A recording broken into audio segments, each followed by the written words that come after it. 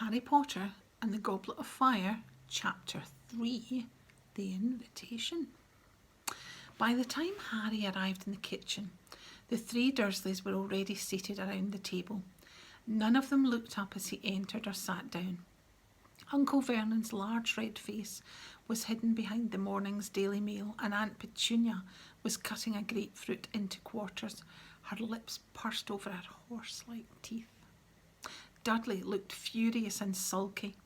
Somehow seemed to be taking up even more space than usual. And this was saying something, as he always took an entire side of the square table by himself. When Aunt Petunia put a quarter of unsweetened grapefruit onto Dudley's plate with a tremendous "There you are, Diddy darling," Dudley glowered at her. His life had taken a most unpleasant turn since he'd come home from the summer with his end-of-year report.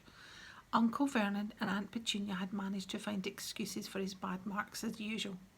Aunt Petunia had always insisted that Dudley was a very gifted boy whose teachers didn't understand him, while Uncle Vernon maintained that he didn't want some swotty little Nancy boy for a son anyway. They also skated over the accusations of bullying in the report. "He's a boisterous little boy, but he wouldn't hurt a fly," said Aunt Petunia tearfully.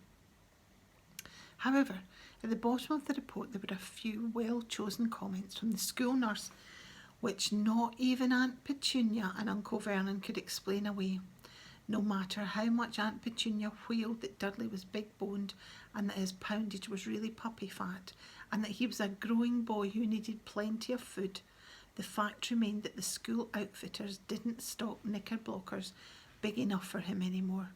The school nurse had seen what Aunt Petunia's eyes, so sharp when it came to spotting fingerprints on her gleaming walls and in observing the comings and goings of the neighbours, simply refused to see. That far from needing extra nourishment, Dudley had reached roughly the size and weight of a young killer whale.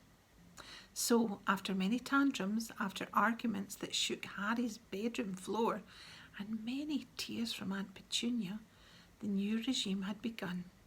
The diet sheet that had been sent from the smelting school nurse had been taped to the fridge, which had been emptied of all of Dudley's favourite things, fizzy drinks and cakes, chocolate bars and burgers, and filled instead with fruit and vegetables and the sort of things that Uncle Vernon called rabbit food. To make Dudley feel better about it, Aunt Petunia had insisted that the whole family follow the diet too. She now passed a quarter of a grapefruit to Harry. He noticed that it was a lot smaller than Dudley's, and Aunt Petunia seemed to feel that the best way to keep up Dudley's morale was to make sure that he did at least get more to eat than Harry.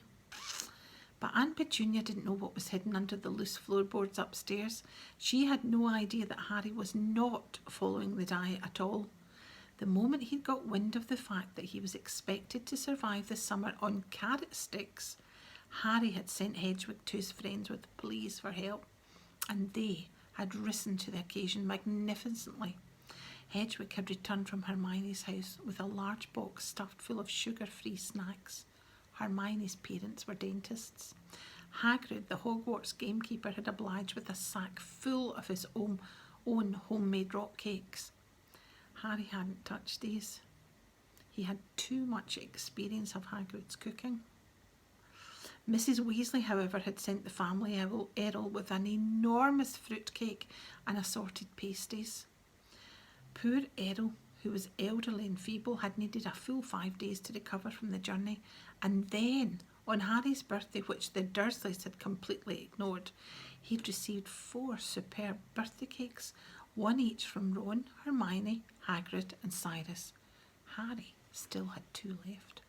And so, looking forward to a real breakfast when he got back upstairs, he started eating his grapefruit without complaint.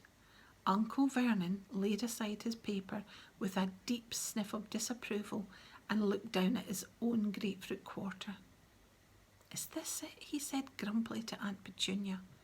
Aunt Petunia gave him a severe look and then nodded pointedly at Dudley, who was already finished his own grapefruit quarter and was eyeing Harry's with a very sour look in his wee piggy eyes. Uncle Vernon gave a great sigh which ruffled his large bushy moustache and picked up his spoon. The doorbell rang. Uncle Vernon heaved himself out of his chair and set off down the hall.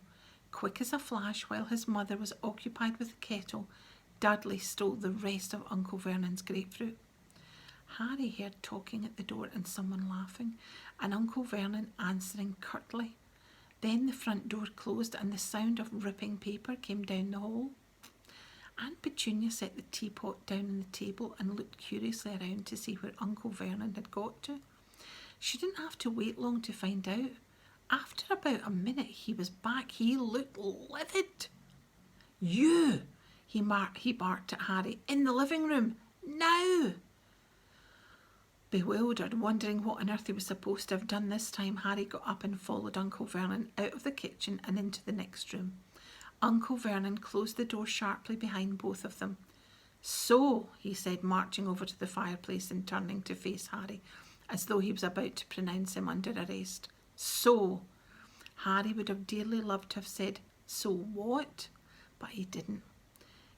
He didn't feel that Uncle Vernon's temper should be tested this early in the morning, especially when it was already looking under severe strain from lack of food. He therefore settled for looking politely puzzled. "This just arrived," said Uncle Vernon. He brandished a piece of purple writing paper at Harry. "A letter about you." Harry's confusion increased. Who would be writing to Uncle Vernon about him? Who did he know that sent letters by the postman? Uncle Vernon glared at Harry, then looked down at the letter and began to read aloud. "Dear Mr. and Mrs. Dursley, we have never been introduced, but I am sure you have heard a great deal from Harry about my son Ron. As Harry might have told you, the final of the Quidditch World Cup takes place next Monday night, and my husband, Arthur, has just managed to get prime tickets through his connections at the Department of Magical Games and Sports. I do hope you will allow us to take Harry to the match, as this really is a once-in-a-lifetime opportunity. Britain hasn't hosted the Cup for 30 years, and tickets are extremely hard to come by. We would, of course, be glad to have Harry to stay for the remainder of the summer holidays and to see him safely onto the train back to school. It would be best for Harry to send us your answer as quickly as possible in the normal way, because the Muggle postman has never delivered to our house. I'm not even sure he knows where it is. Hoping to see Harry soon. Yours sincerely, Molly Weasley. P.S. I do hope we've put enough stamps on." Uncle Vernon finished reading. He put his hand back into his breast pocket and drew out something else. "Look at this," he growled. He held up the envelope in which Mrs. Weasley's letter had come, and Harry had to fight down a laugh. Every bit of it was covered in stamps, except for a square inch on the front, into which Mrs. Weasley had squeezed the Dursleys' address in minute writing.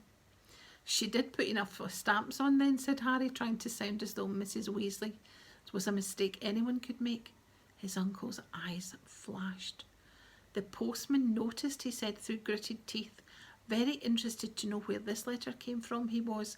That's why he rang the doorbell. Seemed to think it was funny." Harry didn't say anything. Other people might not understand why Uncle Vernon was making a fuss about too many stamps, but Harry had lived with the Dursleys too long not to know how touchy they were about anything even slightly out of the ordinary. Their worst fear was that anyone would find out that they were connected, however distantly, with people like Mrs. Weasley. Uncle Vernon was still glaring at Harry, who tried to keep his expression neutral. If he didn't do or say anything stupid, he might just be in for the treat of a lifetime.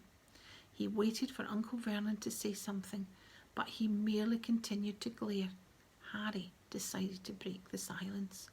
"So, can I go then?" he asked. A slight spasm crossed Uncle Vernon's large purple face.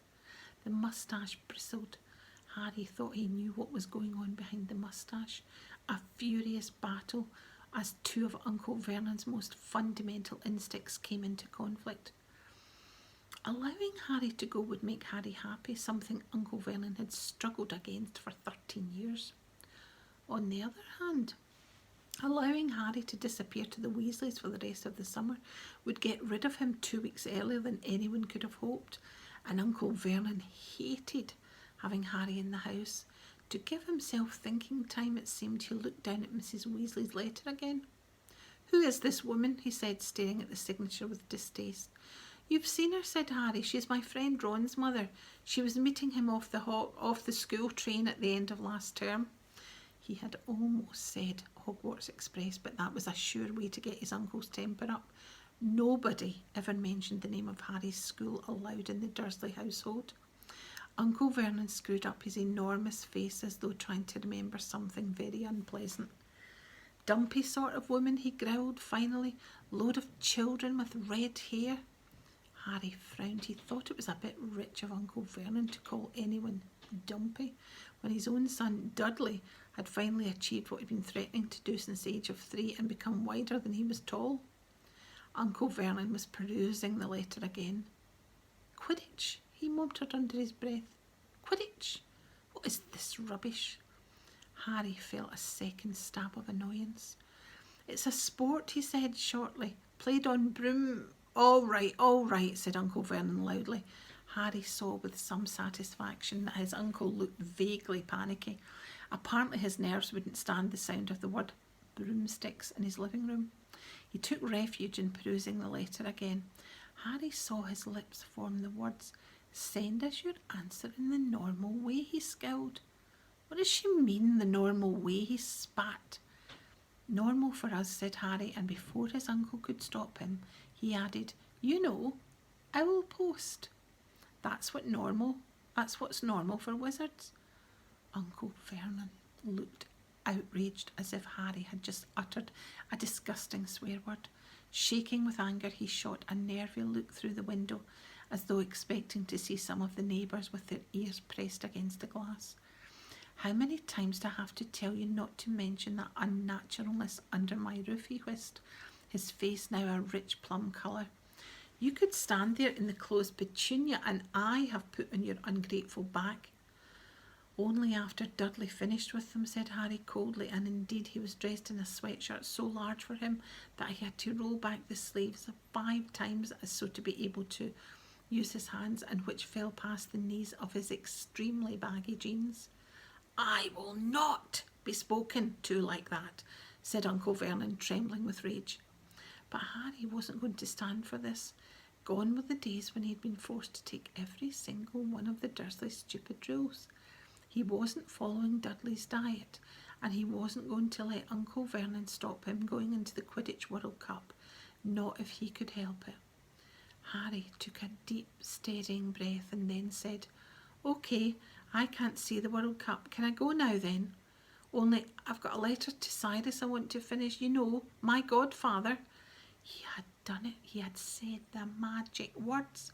Now he watched the purple recede blotchily from Uncle Vernon's face, making it look like a badly mixed blackcurrant ice cream. You're writing to him, are you?" said Uncle Vernon in a would-be calm voice, but Harry had seen the pupils of his tiny eyes contract with sudden fear. "Well, yeah," said Harry casually. "It's been a while since he heard from me, and you know, if he doesn't, he might start thinking something's wrong." He stopped there to enjoy the effect of these words. He could almost see the cogs working under Uncle Vernon's thick, dark, neatly parted hair. If he tried to stop Harry writing to Cyrus, Cyrus would think Harry was being mistreated. If he told Harry he wouldn't go to the Quidditch World Cup, Harry would write and tell Cyrus, who would know he was being mistreated. There was only one thing for Uncle Vernon to do. Harry could see the conclusion forming in his mind as though the great moustached face was transparent.